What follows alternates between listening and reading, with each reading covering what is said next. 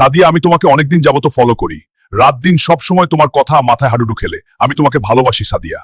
Hulk, তোমার কি যোগ্যতা আছে আমাকে ভালোবাসার? কত টাকা ইনকাম করো তুমি? তুমি আমাকে আর বিরক্ত করবে না।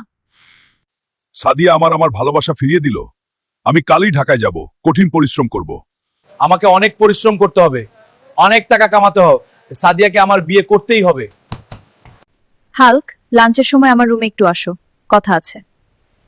জি ম্যাম, বলেন। কি যেন বলতে চেয়েছিলেন? হ্যাঁ হাল্ক, আমি বলছিলাম যে আমাদের প্রজেক্টের ডেডলাইন এগিয়ে আসছে। ম্যাম, এটা নিয়ে চিন্তা করবেন না। নির্ধারিত সময়ের আগেই শিপমেন্ট করে দিব। হাল্ক, আমি আরো একটা কথা বলার ছিল তোমাকে। আমি তোমাকে পছন্দ করি। আমি তোমাকে বিয়ে করতে চাই।